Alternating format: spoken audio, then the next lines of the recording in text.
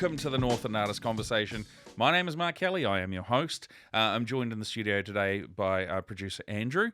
It's definitely a cool time at the moment. We're just start of September, and pretty interesting. A lot of sunshine starting to happen, and it's very cool. We're going to be dropping some new features in the podcast very, very soon. I have to say, very, very excited about it. We've got some things we've been working on, so it'll be nice to have those come to fruition. And possibly some other new exciting things coming up. So keep an eye out later on in the year. You might be a bit surprised as to what we've got coming up. I'm going to cut to my my close-up. Today's guest, Kenny Ruddell, or Kenny Ruddell. Either or, he says. Let's go with Kenny Ruddell, the very professional Kenny Ruddell. Kenny's a guest we'd been trying to get on for a little while. Just hadn't been able to make it work. He's either busy or he's out of the country. The fact that he was able to find time with us was amazing. So it was great to actually sit down and have a chat with him. We covered off a lot of topics. Talked about how he got into his creative endeavor, but then kind of the journey along the way. And, there were some topics that he touched on that, a bit sensitive, but deep, and he certainly didn't shy away from them, which was very, very cool. We love it when guests do that. So, thanks very much, Kenny. Really do appreciate it. I don't know. Yeah. I tell you what, I was just sitting here trying to think, is there anything that stands out that you, the viewer or the listener, should keep an eye out for? But you know what? I'm going to shut up. I'm going to let you guys enjoy it. Let's sit down and have a conversation with Kenny Ruddell.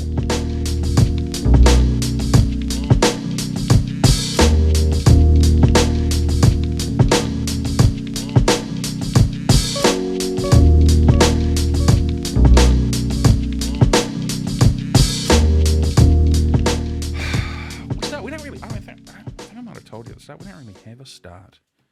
We just kind of go. Yeah. Run out the door. Yep. Well, thanks very much for joining us on... No. Kenny, how do I say your surname, by the way? Ruddell or Ruddell, if you're feeling fancy. Okay. If I'm up for an award, we'll go Ruddell. Okay. It just sounds...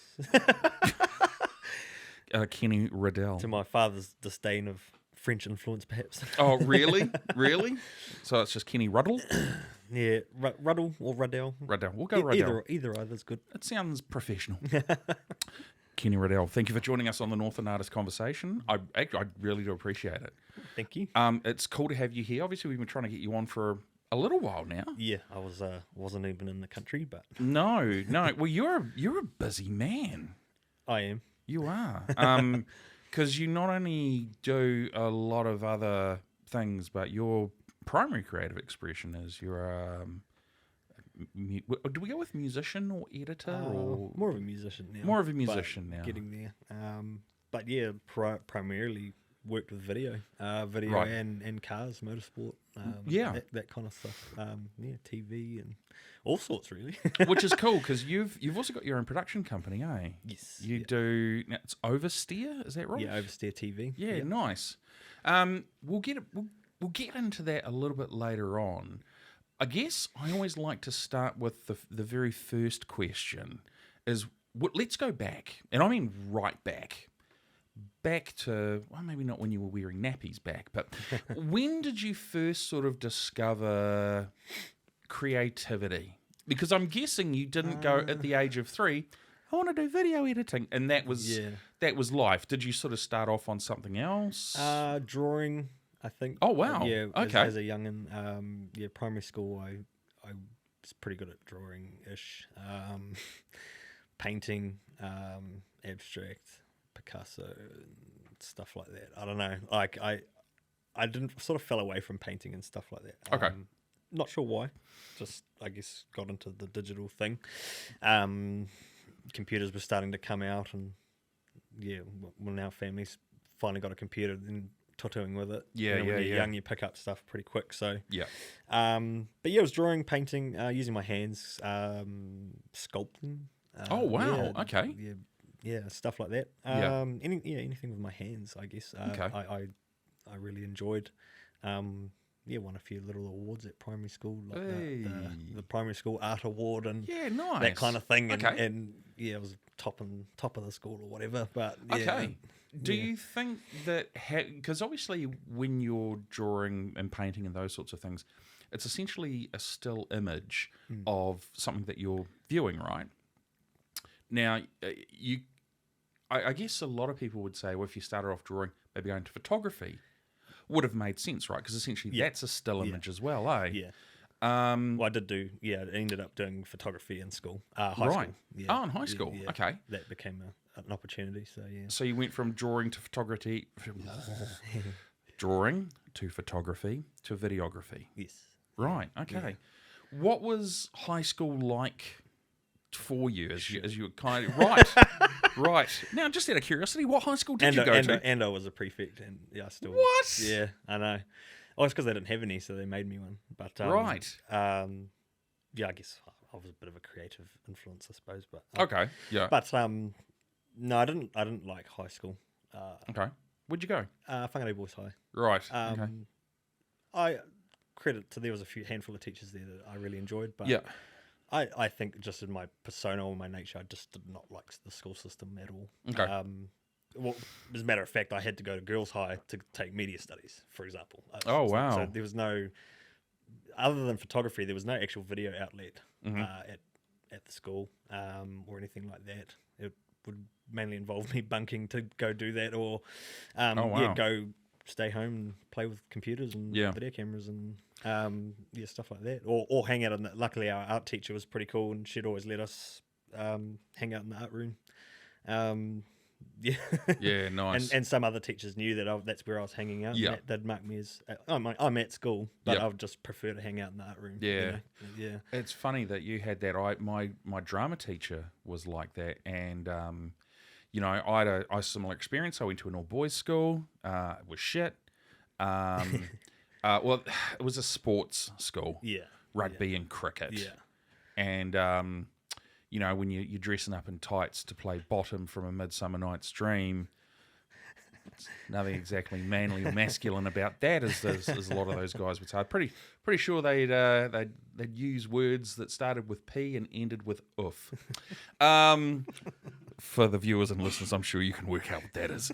And I would go to drum room and I'd watch just a shitload of movies. That's where my love of acting and directing and that sort of stuff came from. Yeah. How old were you when you made the transition from drawing to photography and then from photography to filmmaking? Ooh. Yeah. 12 to 15-ish. I was toying around with cameras, so I actually played with stop motion when I was younger. Oh, wow. So that's a discipline. Yeah. And then the family had like an old Handycam, which was sort of somehow wound up in my hands. Oh, yeah. So that was sort of like how I started getting into cameras. Learning how it worked and how the tapes work and, all that kind of stuff. Tapes. Cassettes and tapes. Mate, the good old days. And then it got into like DVD and then the digital stuff started coming in. And, Did you was it the hi-8 or the DVs that you had? I can't even remember. The DVs came later, I think. Yeah. I know. Yeah.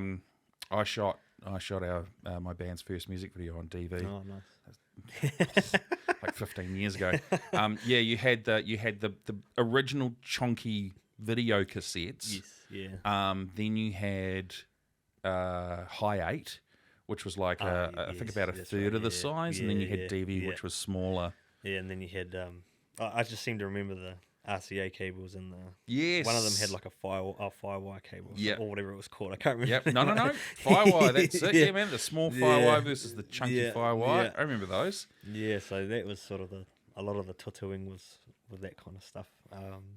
And then like high school was, I think, because I took photography, it became that's where I really started to appreciate a still image, and I took that appreciation into like where my video stuff ended up. Okay. I was quite into black and white photography and stuff like that.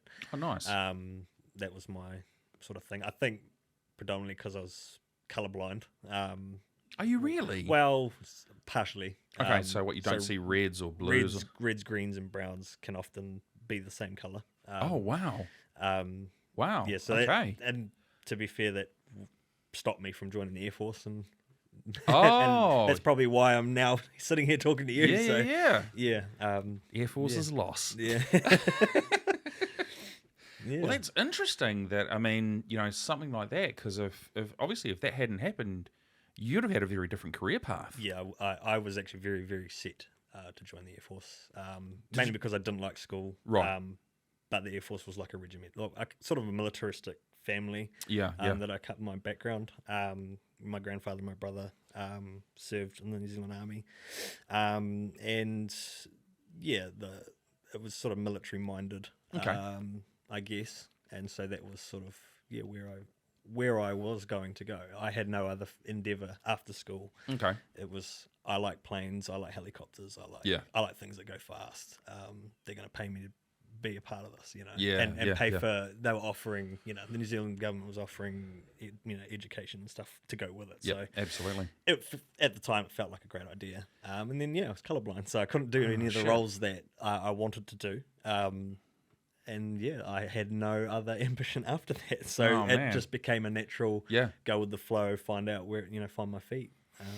And then, Can I ask why Air Force? Because you've got Navy, Army, or Air Force. And at schools, I don't know if they had it there. I'm a few years older than you, but I remember at high school they had Sea Cadets, Army Cadets, and ATC. Yes. I was part of the ATC because I wanted to learn how to fly. Yeah. I wanted to do the plane thing. I wanted to be fucking Tom Cruise and Top Gun.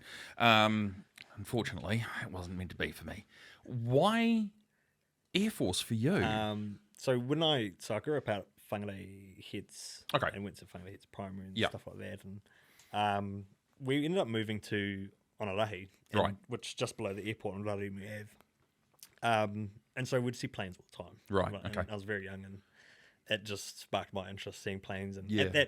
at that time, you don't see it much now in Whangarei, but there was a lot of old warbirds used to come and park there. Oh wow. Okay. Yeah, privately owned, and they used to park up in the sheds, and now and again you'd see one land, and sometimes they'd come have a look, and they'll let you sit in the cockpit, and they'd show you around the plane and stuff. That's cool, man. Old boys and that. So but that they don't really do that anymore. And they used to have air shows back when I was younger. Okay, and so you'd see all the old military stuff would come and be on display, and I just got right into it because it was it was in my backyard basically. Yeah, so. You can just kind of look up. It's like plane. Yeah. Okay.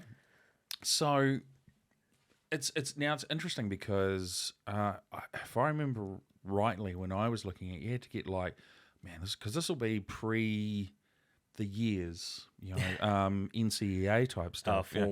Forms, and you had to get to even be school C. To even be considered, you had to get a B average in school C, and you had to get A bursary, which is kind of like the 7th formal year. This is the last year, year 12? 12 or 13. I think 13 was a new one. I think after school C. I can't remember. Yeah. Shit. Yeah. Whatever the last year is at high school before you go to uni, you bursary was kind of that year. It was like university entrance. Yes. Yeah. So you'd have university entrance, B bursary, and A bursary, and to even be considered, you had to have school C, B average, and A bursary. So it was always quite tough because once I discovered creativity, I discovered that I hated chemistry and maths and physics and school in general, and I discovered girls. I think it's a tale that a lot of men will relate to. Yeah. I see you sitting there laughing your ass off. Good for you. So how much did that force you to reevaluate everything, finding out that the dream of the Air Force was not going to be for you? Yeah, so I guess naturally I had all these creative skill sets. Yeah. And what was I going to do with them? So it became at the time I was still living with my parents, and thankfully, but I had to make some money. So I thought, well, these are my skill sets. I'm going to try and turned $1 out of this, Yep. and just started taking my little handy cam to motorsport events, and that grew quite rapidly. Yeah, quite nice. rapidly. Yeah, cool. Because no one else at the time. There was a lot of photographers around, but like in the motorsport scene, but video wasn't really a big thing because anyone that had a video camera probably didn't have the equipment to go and then put it on the internet, and the internet was starting to become a big thing. And I guess it was right place, right time. I was able to tutu with all that kind of stuff, and I mean, I was still on a dial-up connection, and I was still up. Like this was like, I think the first like thing we did was like I was still in high school, had this video camera, filmed some drifting down at Port Road, which was the D1NZ Drifting Championship. Oh, way back in the day. Now, what year are we talking? This would have been 2009 or something. Wow. Okay. And that was my first. We uploaded it to Bebo. Bebo, if anyone remembers that. And it went viral. It went viral like overnight. Yeah. And that's actually how I scored a job, was because the guy that had just taken over the running of that championship saw it on Bebo. He saw that I stole the logo off like Google Images. Of and course. so he actually put a copyright sort of strike on cease and desist sort of thing. And so I actually had to re-upload it. It got like 100,000 views or something. Wow. And I actually had to take it down, put it back up, and it still got another like 50,000 views or something. Far out. And and then that was the email sort of contact. And then it was like, oh, hang on a minute. Do you want to work with us? And I said, yeah. Wow. So that became my job. I've sort of been involved with drifting and the wider motorsport community to an extent for about 15 years. Far 15, out. 14 or 15 years or something like that. Worked with all the top motorsport athletes out of New Zealand. The ones that are doing really successful now. It's crazy seeing that I was a part of some of their careers and stuff. So that's wicked though, man. Yeah. So you obviously, essentially, it's as you said, right place, right time. For the filming, but it's also, what did they say? Luck is opportunity meets preparation. Yes. I won't say that you were lucky, but you'd obviously found something that you were good at, and you happened to be prepared to do the sort of work. And you're sort of just in high school, but just getting ready to leave, eh? Yes, yeah. And then you sort of started up your own production company and then moved from there? Yeah. So there's a group of guys that basically, I started this thing called Silver Bullet Productions, and that was just like my flagship sort of like label of stuff that I was putting out. Like I was playing around with like stop motion Lego and making like stop motion animations out of like Windows Paint and Windows Movie Maker and just I don't know if anyone remembers like when the internet first came out. There's this website called Stick Death, and it was like I've heard of it. It was just these animations of stick figures killing each other, and it was funny, and that just sort of like that was like the influence, I guess. I was like, oh, I could try and make something, you know, and that was just learning those little tricks of the trade and little skill sets sort of grew into more like, oh, I'm going to learn how to use Photoshop. I'm going to learn how to use a movie making software or something that's a little bit more professional, and suddenly it just sort of spiraled, and I'm learning all these different things, you know, about computers and videoing and and it's funny because once you kind of get into it, it's really easy to get lost in it. Yes, yeah. Because I mean, even especially if you get big ideas and you go, fuck, I want it's okay to swear, by the way. You can just let the fucks roll freely if you feel you need to. That's totally fine. You know what I'm saying. you just fucking you get an idea and you just go for it, because if you've got all the tools sitting around you and you go, man, I can do that, you know, give it a go. Yeah. Didn't give a shit if it was good or not. I just wanted to have a crack at it. Yeah. You know? And well, you get better by doing as much as you can, eh? Yeah. And that's what comes out of like motorsport as well. What we call seat time. people go, oh, I'll never be a very good race driver or a drifter or whatever, a rally car driver. Yeah. It's set time. No one's good at anything. No. No one's good at anything until you start it. Yeah. And you suck, and Yeah. then you get good. Practice makes perfect. Exactly. Yeah. And even like the most skilled people that you know, these people that idolize people or whatever, or whatever it may be, whatever in life, they started somewhere. And they sucked. Absolutely. They all did. They do. Yeah. I remember looking back on our first podcast that we did a year and a half ago, and as to where we are now. And you're right, I sucked back then. There's some days where I still think I suck. I mean, there was a lot. I suck less now. There's a lot of stuff that like I would have made when I was younger that I just laugh at now. Yeah, and go, man, what was I thinking? Yeah. But that's without going through all of that, I would never have gotten to what I ended up doing. And so. Yeah, you just got to try. If you're keen to try something, you got to try it. And it's kind of how you find your style and voice. I think that's with almost everything that's creative. As you said, you started in drawing. Yeah. Then moved to photography. Yeah. You weren't the greatest drawer when you started. You ended up winning awards. Yeah. Then you started moving to photography. Yeah. Probably weren't the greatest photographer. No. And then did quite well with it. Yeah. And then moved to filmmaking. How... So it's weird. There's a few questions I really want to ask. I'm gonna bank some of those for a bit later, because I guess finding out how you went from Silver Bullet, and was that like a full-time job? Was it part-time? Did it pay well? It was just sort of a part-time thing. But I didn't actually it. It's sort of because it went so quickly. Yeah. That it became a full-time thing. Right. Okay. And I chased it. Yeah. And I ended up in Auckland. I lived in Auckland for like 4 or 5 years in my early 20s. Oh wow. And that became what I was doing. Yeah. Yeah. But there were also times where I was on the bones of my ass. And I questioned what I was doing. I was like, maybe I need to go get a job, like a proper job. Yeah. 9 to 5, some bullshit. Yeah. And and I kind of ended up doing that. Yeah. By mid-20s, or I started doing office stuff, but getting more hands-on in the events industry. A lot of it's still motorsport related. Right. But I was doing more stuff, expanding into live gigs, music. Oh wow. We even did like live broadcasting, TV show production, a lot of contract work. Yeah. Even like fight nights and stuff. Like we were live streaming. Oh fight nights wow. And, Wow. That's really cool. Yeah, it was out of it. Just anything and everything we could get our hands on that we'd grab. But I did a job as a marketing manager and events sort of manager for 3 years.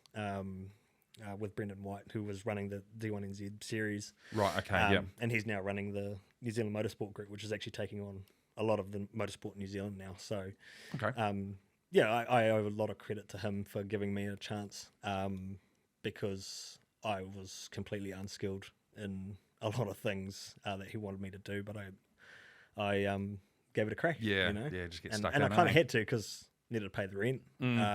Had to sell my car to survive at one stage, and I loved that car too. What was it? It was like a Nissan C33 Laurel. Yes. Sold it for like $7,500. It was tidy too. Criminal. Done it up. Criminal. All certified, and it was like all original parts, everything. Yeah. And then like 2 years later, what we call the drift tax kicked in, and the same sort of car is now worth 2 or even 3 times as much in that condition. And I was kicking myself. I was so fucked off. Yeah, absolutely. But hey, that's cars. That happens. So. Yep. It does, unfortunately. And I think about some of those the Skylines, the RS32s and stuff, and it's like one of those nowadays worth pretty penny. Yeah. If you can find them. Yeah. And that's a lot of those stuff it's hard to find now. It is. It is. Yeah. So when you're sort of you're in Auckland, you're doing D1NZ, living the dream, but when the hard times hit, and you go, shit, do I need to find that Monday to Friday? Yeah. Is that when you sort of started to question whether creativity was you know, the full time, whether or not it was going to be a part time Yeah, thing. yeah. It became a part-time thing. Right. Okay. For a good number of years because Yeah. I had to do these other jobs that just didn't it didn't tickle my fancy. Basically, it didn't make me feel good about myself or anything. Yeah. I just had to do them because I had skill sets that had crossed over. I could carry out the jobs. Yeah. And it was cool learning about like different parts of the events industry and shit like that. But in myself as a creator or creative, it didn't really resonate with me. Yeah. It was just a job to me. And obviously I want to do good at it, but yeah, it gets tiring, and you get high. You come home at the end of the day, and you're screwed in the head because you're not, as a creative, you don't think like that. You're not being fulfilled. Yeah, you're not being fulfilled, and you're not, you're not happy. So, yeah, it became a part-time thing that I had to juggle and try find a balance with because that stuff made me happy, and so and when I was on the bones of my ass, it definitely hit home. And going through, like, I went through addiction and shit like that, and having no money, sold my car, and just it was ridiculous. And there was like points where you're just like paying for, like gas was like what, $2.80, and you're paying for it in coins, and you go counting out the coins. Going, I hope I can get from West Auckland to the North Shore today, so I can actually earn some money. And being in the motorsport industry as well is you rely heavily on sponsorship. So if a sponsor doesn't pay their bill, you don't eat that week. You're on 2-minute noodles for a couple of weeks. So it's it gets quite tiring, and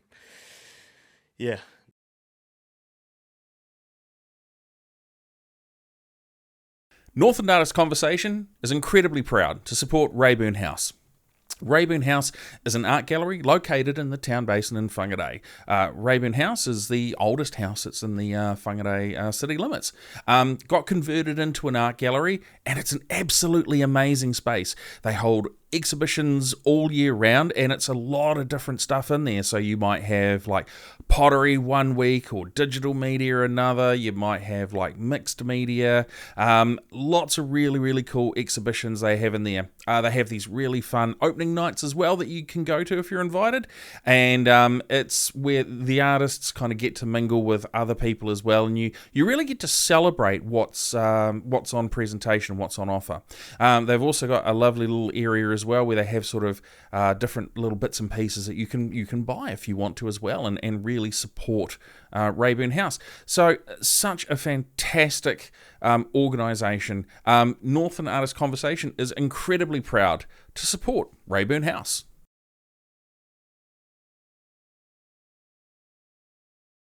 So I guess as someone who's been a creative and has struggled with my own addictions, when you started going down that path, how hard was it to kind of dig yourself out of it?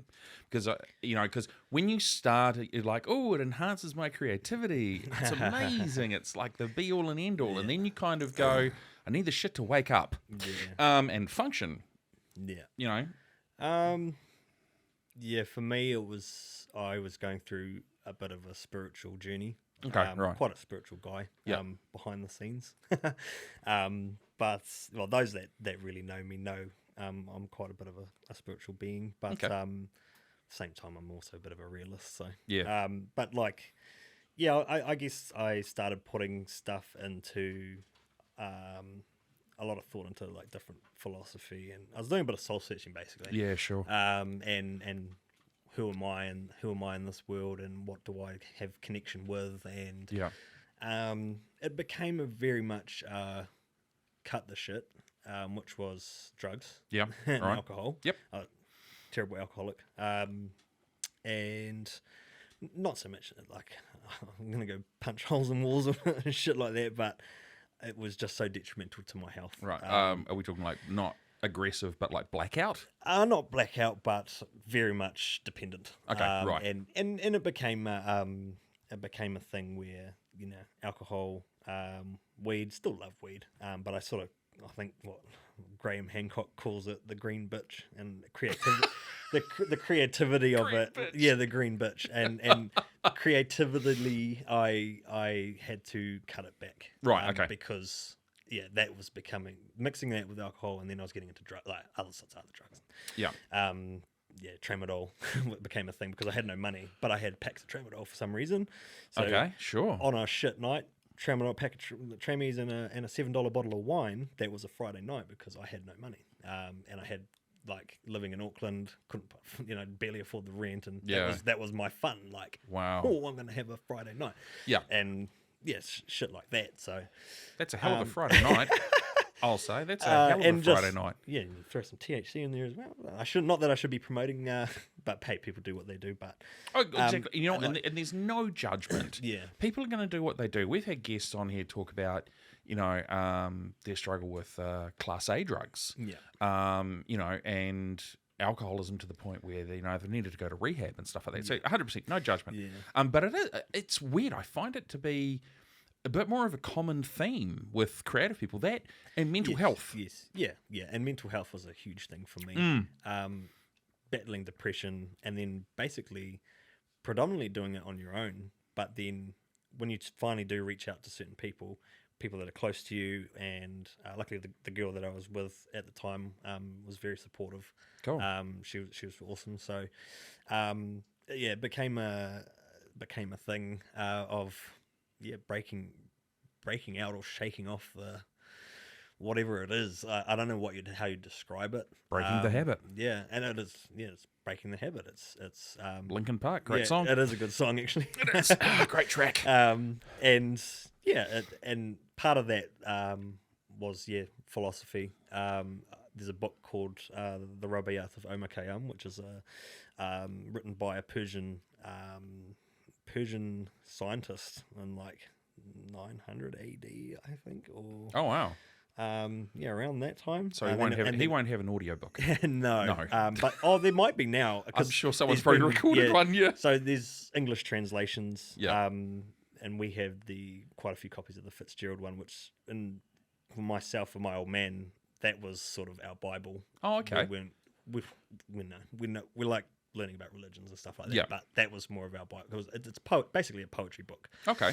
Written by this Persian scientist and like that's pretty cool. 900 AD, and he's a brilliant mathematician and crazy. And I actually read that. I started reading it.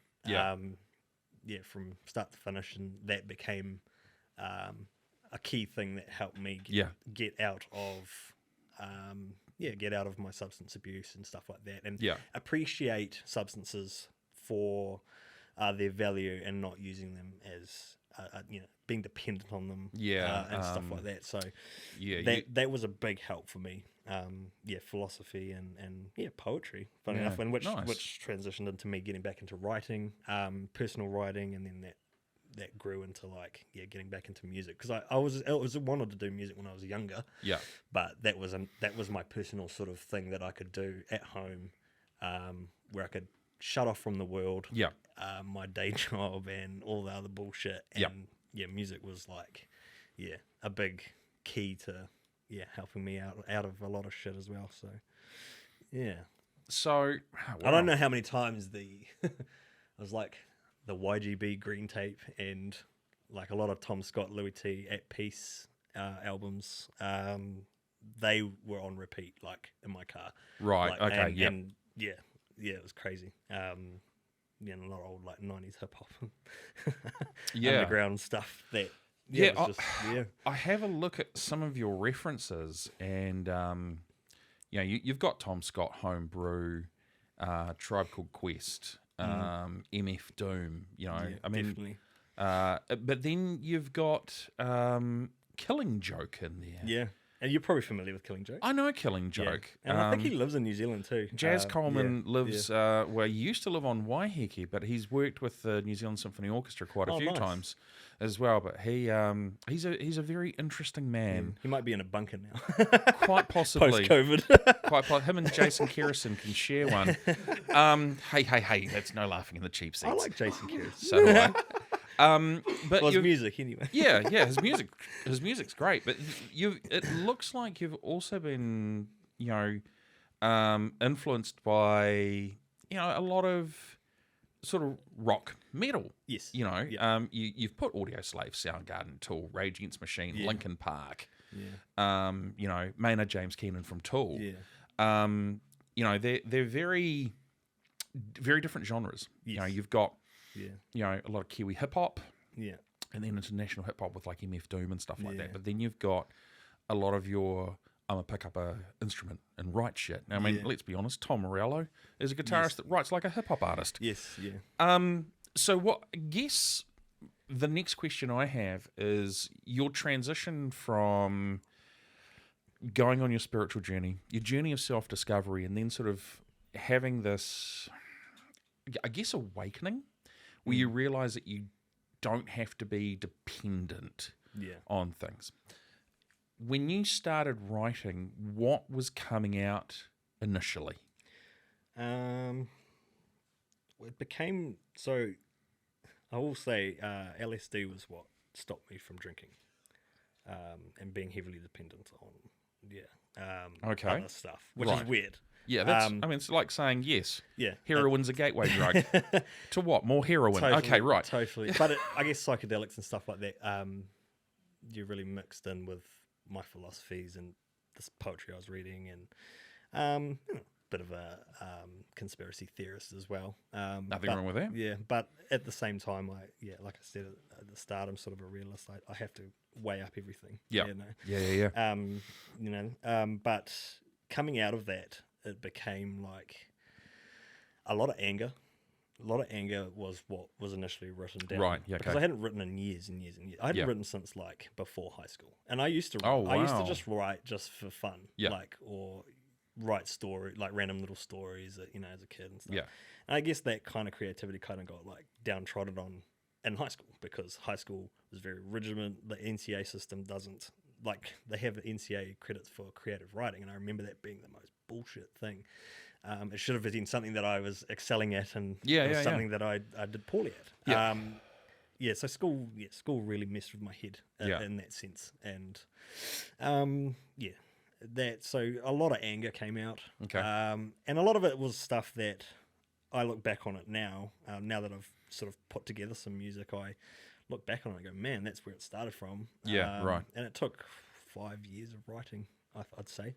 Wow. Of trying different things and writing different, just spewing a lot of introspective stuff out. Yeah. Yeah. Because it was a lot of anger. A lot of anger that then turned into I guess sorrow, and then it turned into things that were a little bit more hopeful, but also, like, I guess, I don't know what the word is, maybe peculiar. Started thinking about, outside the square, or I don't know, like, how to describe it. Other than, hey, or you could listen to what I've written so far, or to maybe get an idea. But always had been like a strong influence from hip hop and stuff like that, and worked with OBC based in Whangarei, which for years and years, which became a big influence. Slant Eyes was a rapper that really Phenomenal.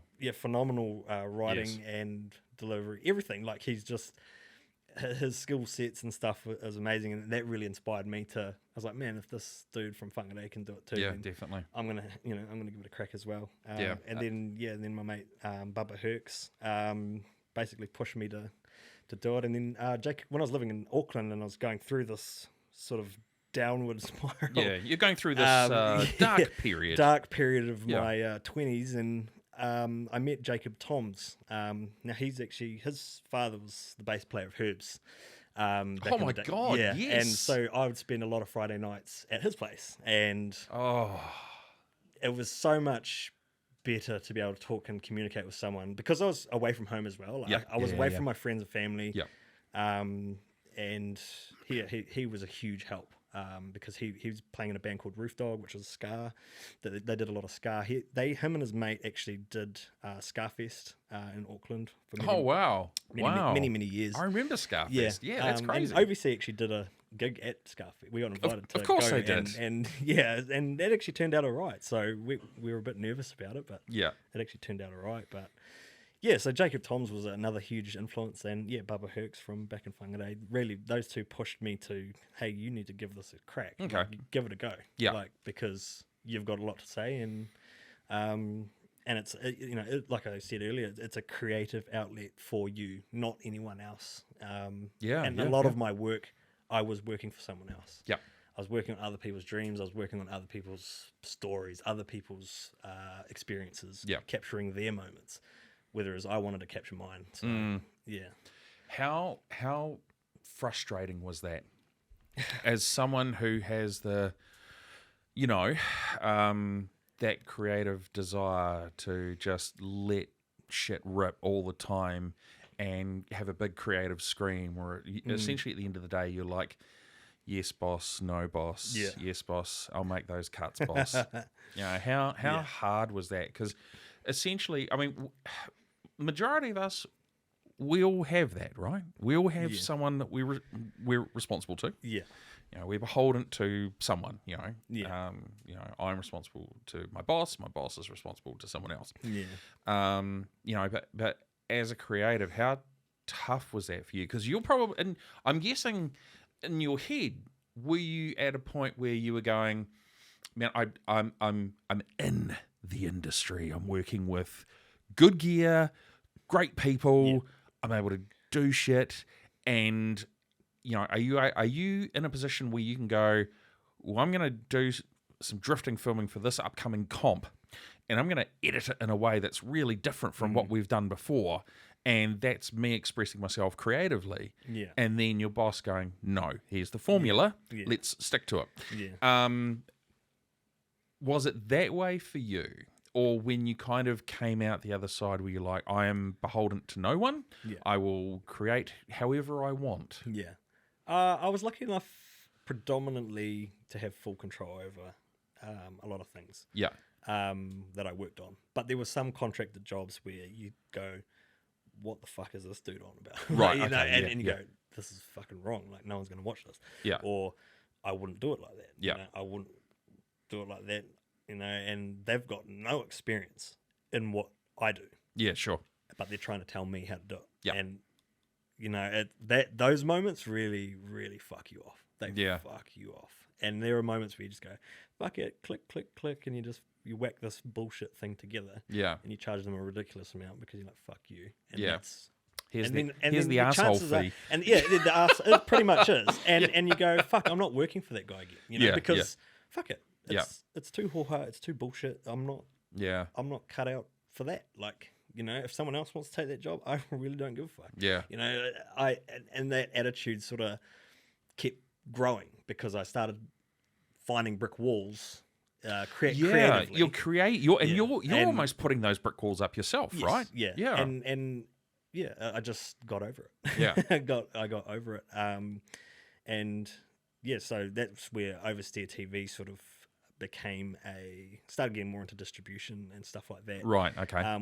Still makes really cool stuff, but at the same time, it's got like a company like that, it's got to make money, and we're only a small country, so it's like you've really got to work a lot of things. But funny that you say that but at the same time, like the opportunities were there for me to network with a lot of different people. Yeah, definitely. And the different contractors that we were working with were also, funnily enough, had creative things going on. Absolutely.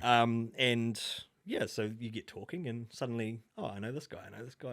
Oh, he can help me out with this. Or this dude can hire me this, or he'll loan me this. Or might be some gear, might be a camera, or it might be lighting, or, whatever it was. And suddenly we all just started working together on projects that we knew we could, that we all knew that we could click together on, make some money, and walk away feeling like we didn't have our creativity like fully stripped from us. Yeah. There were moments where you go, oh man, that was a hard job. Yeah. But you go, you know what? They still gave us the opportunity to come in and do it our way, and we appreciated that. Yeah. It's funny. I remember there's a really good quote from Steve Jobs. Rest in peace. I don't hire smart people so I can tell them what to do. I hire smart people so they can tell me what I need to fix. Yeah. And it's like, yes, absolutely. Yeah. Definitely. That's how creativity should be, right? That's right. When I started this podcast with producer Andrew, I I didn't know diddly squat about a lot of what I was doing, and I just made shit up as I went along. But I knew that if I got people behind me that wanted to learn and develop and grow, that they would do that. So then they could tell me, we need this and we need that and we need this. So that was super handy, you know, and anyone that's kind of, we've sort of worked with along the way, you get to go, yes, so I value you because of the experience and the knowledge that you bring. I'm not going to tell you how to suck eggs, because let's be honest, I don't always know. Yeah. I might have a fair idea. I might be able to convey my concept across to you. You can then take it and evolve it and then show it to me. And I go, yeah, that's perfect. That works really well. Yeah. And that's the spirit of collaboration and creativity, right? Yeah. So you're in Auckland, you've had your, we'll call it Picasso's blue period, or Van Gogh's blue period, and you've come out the other side, you've had your spiritual enlightenment and awakening. What does life look like for you now creatively? And do you sort of have to go, well, I work part-time creatively, I also have a part-time job doing this shit which doesn't fulfill me, but blah, blah, blah. It became very much, finding a balance between, okay, I can work 3 days a week, and then 2 days a week I'm fully focused on what I'm doing artistically or creatively, and then on the weekends is sort of a bonus, you know. And or whatever other life throws at you. But at the time, my living situation wasn't working out. I ended a relationship of 9 years. Things weren't working out, and it was sort of mutual.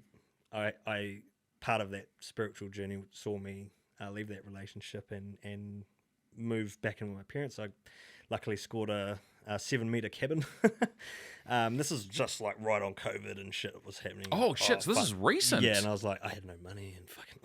Wow. Okay. Yeah, so as you know, obviously, as I crawled myself out of a hole, but I knew that I have to strike iron while it's hot, kind of thing. And so I ended up moving into a cabin and setting up a bit of a home studio. Right. And so that's what we've been doing. And I started making music on the weekends. Okay. And cool. Friday nights, and became a sort of a regular thing. And it became a thing for me to like breathe, basically. At the end of the day, but luckily enough I managed to get a job, so our family runs a honey beekeeping business, so I picked up some jobs there. Nice. And I do marketing and hands-on. Cool.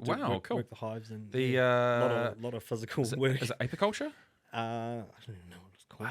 I think that's apiculture, apiaries. Apiaries, I suppose. Yeah, I think, We just call it beekeeping. But. I was trying to sound intelligent there for just a second. And use the technical term. Yeah. No laughing in the cheap seats. They call it an apiary, but that sounds, I don't know, like birds or something. I don't know. Apes. Words are funny. English is funny. English is a great language. Where, and where. So I managed to get some work, some jobs, and mostly minimum wage. Because we're also trying to grow that business and try to do things. But I don't know. Do you find that having more of that work-life balance kind of offers you a lot more freedom to be able to create and create your way? Yes. Yeah. And have control over, when you want to give up. I think I struggled. I didn't really get a day job when I left school or anything like that. Right. Because it all unfolded with what I had. Yeah. So I was lucky in that sense. But then when it became to the point where I need to make some money here and there, I started getting into the odd job handyman thing. I can weld. I can do grinding. So there's a bit of fabrication work. Yeah. Quite a few we do shutdowns for timber mills and meatworks and stuff like that. Yep. So we go in and fix all the broken machinery, and we even made a song out of a vacuum packing machine for a meatworks, and that became the beat. We made a song out of it. Actually, it was one of my first beats that I sort of made. And where does one find this song? That one's actually called Valhalla. So that's on Valhalla? Yeah, so that's on Operation Rescript, which is on Spotify and stuff like that. It's on YouTube. Now, what is I your... prefer people go on YouTube because there's a lot of visuals that go with it. Yeah. So there's a bit of artwork that goes with it. So if anyone, like if I was to, at the end of this podcast, go look on YouTube, what am I looking at? Look up Sticky Operation Rescript. Operation Rescript? Yeah, and Operation Rescript became the name of what was originally just going to be an EP or like just a handful of songs. Okay. And then through COVID and more writing, I realized, this is a whole body of work that's kind of conceptual. So I thought, Brilliant. go for an album. Yes. And yeah, luckily I had the support from Bubba Hurks to sort of produce it. Yeah. I managed to make my first 2 songs myself, and he did the rest of the beat making and a bit of guidance, teaching me a few things. And yeah, so that became a bit of a creative outlet for me to put together. So yeah, Operation Rescript is the name of the album. Yep, which cool. is sort of a personal anecdote, I guess. I'm rescripting my life. But it's also it's also the military operation name for COVID-19 in the UK, which is quite... Is it really? Quite odd, yes. And then... Operation Rescript? Yeah, right on the Queen passing away. And gee whiz, that's a it's bit on the nose. Bit on the nose for a military operation document. I know. And it's quite clear. Wow. Yeah. I mean, why don't they just call it something along the lines of... Operation Live the Lie, Operation Spread Disinformation. I'm not going to get into this because that's a whole nother subject. It's a big topic. You could talk for hours about it. We could be here for quite a while. So, I mean, what have you got? Have you got anything coming out? Is there stuff that people can like look for, or be prepared to? We've got a bit of a spread. So we're on all the main social media channels, Spotify, Facebook, YouTube, all the Apple stuff. So we've basically done a shotgun blast and gone, hey, here it all is. Yep. Slowly started putting visualizers and stuff out to sort of aid that. But the next step is to go into music videos. So I've got 2 or 3 music videos in mind that I'd really like to put together. Yep.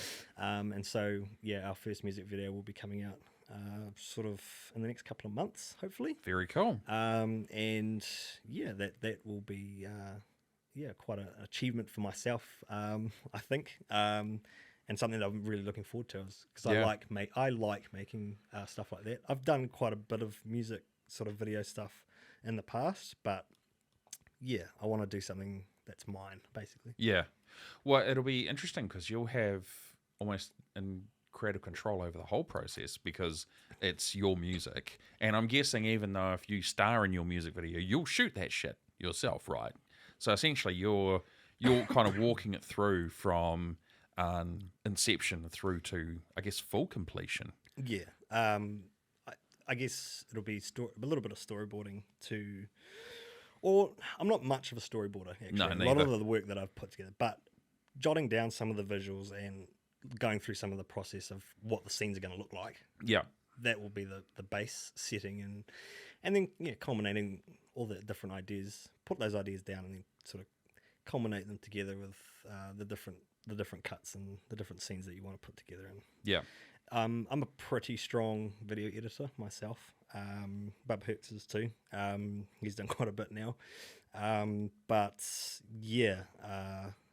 being able to play with all the different stuff as an editor is and if you're editing and directing, it's primo. Yeah, it is. You have complete control of how it is gonna look. Yeah. And it's rewarding.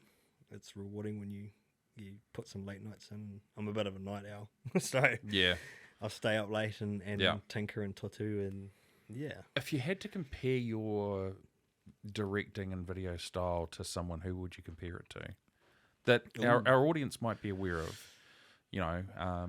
like Spielberg or Fincher or David Lynch or I don't know. As a kid I was sort of a Peter Jackson fan, but especially some of his like culty earlier stuff is weird, like Meet the Feebles. I was like, crazy. I don't know if we can compare. He would have been an influence. Tarantino, Yes. I guess. Yeah, very cool.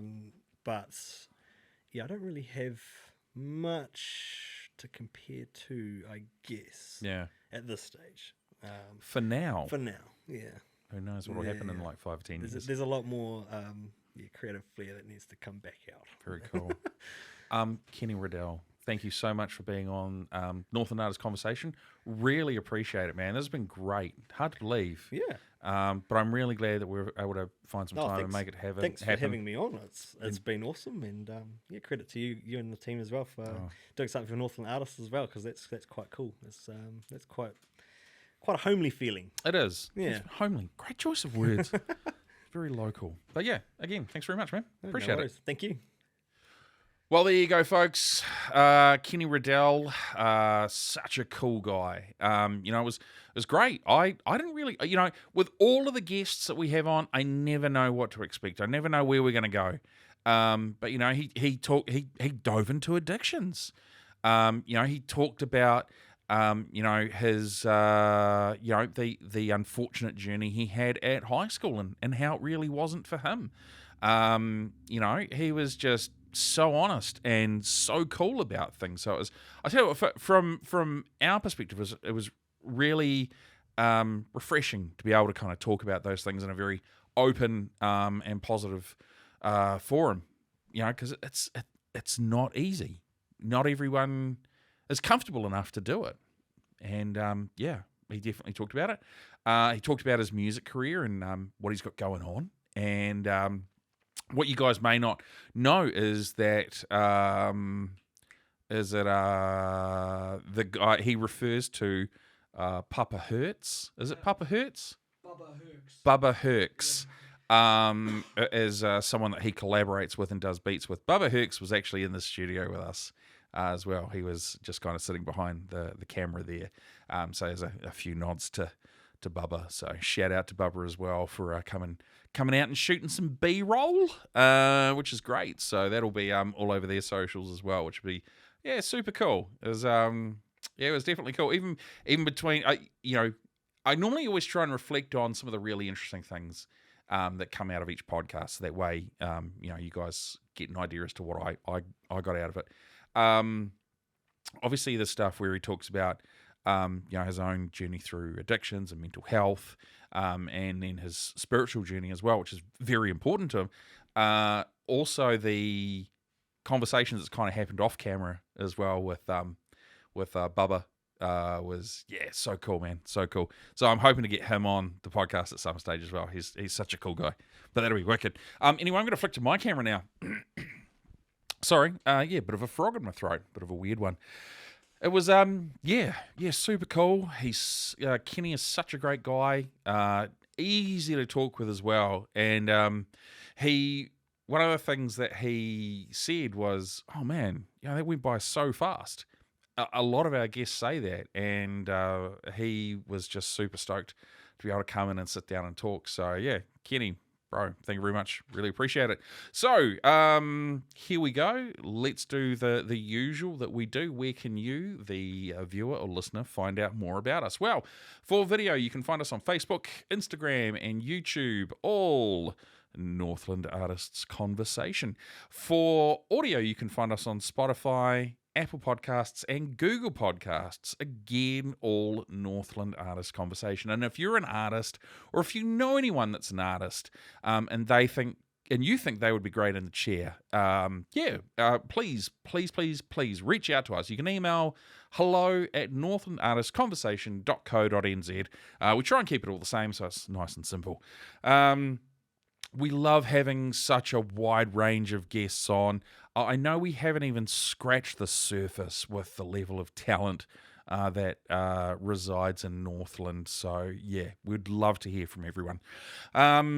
We also have a Patreon page as well. And Patreon is where you, as a listener or viewer, can kind of donate and keep this podcast moving forward, and we love connecting with our patrons. It's always very much appreciated. So we've got 2 tiers. The first tier we have is Cup of Coffee. That's $5 a month. It just gets you that's your way of saying we really appreciate what you're doing. Thanks very much. Keep it going. Second tier we have is Coffee Addict. That's $20 a month. That gets you a shout out. And you also get a little bit of advanced information like what guests are coming up. And if you've got a question you'd like me to ask the guest, you just email, connect with us through there, and we'll go there. So I'm going to shout out to our Patreon supporters at the moment. I'm going to shout out to our most recent one, Jenny Purchase, who was on the podcast and was absolutely wonderful, talented author, super cool. So thank you, Jenny. We then have the amazing Maggie Coco, musician. Thank you very much. We also have Michael Boter. Now, Michael will be coming back in with us very soon, and we look forward to sitting down with him. I think that's going to be a bit of a different podcast, but keep your eyes peeled for that one. Could be quite educational. So, Mike, thank you very much for your sponsorship. And the last one, the OG, the original supporter of the Northland Artists Conversation, Lauren Roach. Thank you so much. Really appreciate all of you guys. You've been absolutely amazing. Thank you for your continued support. It really does mean a lot. And it means that we can kind of keep doing this and go from there. Now, there's two ways you can find Patreon if you wish to partake. First one is you can go to Google and type in Patreon. That's Patreon. Top right-hand corner. You just log in, create an account, and then in the search bar type Northland Artists Conversation, with the only one there, funnily enough. Then you pick the tier that you want to go with. Bob's your uncle. Second way you can go is you can go to www.patreon.com/Northland Artists Conversation. That'll take you directly to the page. Again, create an account, then pick your tier and go from there. Honestly, it couldn't be any more simple if we tried. But yeah, thanks very much. We appreciate your support. I'm going to go to my the wide camera now for just a moment, get comfortable again. So yeah, where are we? September. It's a glorious time. Very, very cool. Days are getting longer. Yes, roll on the sunshine. It's nice. Weather's still a bit average at times, but, I do enjoy the longer days. Yeah, we all come out of that winter funk. So it's really nice to be able to feel like summer's coming. We've got a lot of really cool things coming up, not only with the podcast, but also outside of what we do on the podcast as well. So please make sure you like, share, subscribe, comment. We welcome it all. It'd be lovely to have you join us. My name is Mark Kelly. On behalf of the team at Northland Artists Conversation, thank you so much for watching, and we will see you guys real soon.